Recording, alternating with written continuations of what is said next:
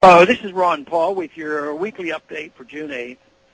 Last week, General Motors finally declared bankruptcy. Many in government thought $20 billion in taxpayers' dollars would save the company, but as predicted, it only postponed the inevitable.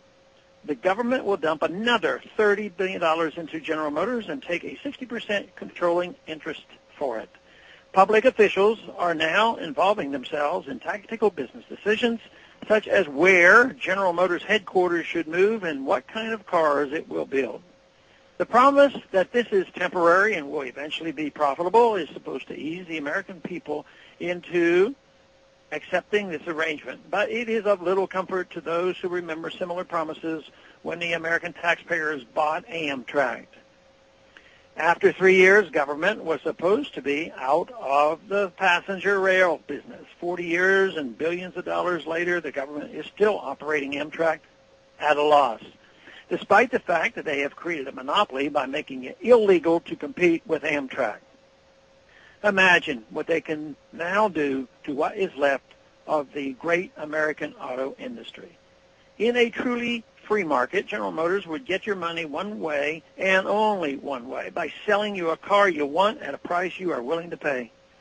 Instead, the government is giving public money to a private company in spite of the market signals it has been sending.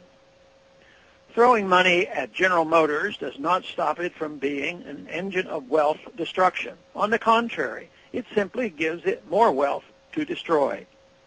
Had it been allowed to fail naturally, the profitable pieces of General Motors would have been bought up and put to good use by now. The laid-off employees would likely have found new jobs, and all that capital would be in private hands reinvested in companies that produce products demanded by consumers. Instead, we are all poorer now. Political pressure, rather than the rule of law, is deciding how to divide up the remains of General Motors.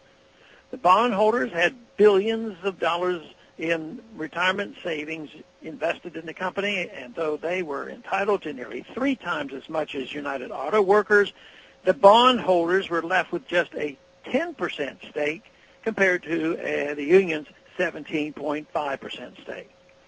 For their 60% stake, taxpayers have a future of constant bailouts to look forward to.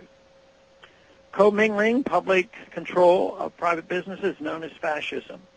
While today's politicians may feel emboldened with their new power, history will only repeat itself as all this collapses on itself. It is the height of hubris for bureaucrats and politicians to attempt to control the market and the free will of the American people. In the end, the market wins out. Maybe one day, future generations will wise up and allow free markets to function and thrive without the albatross of government around its neck. For now, it looks like those in charge have not learned the lessons of the past and have doomed us to repeat those mistakes once again. Thanks for calling this update. A new update is placed on this number, 888-322-1414, every Monday morning. The written text of which can be found on my website, www.house.gov/Paul, under the heading Texas Straight Talk. Thanks for calling.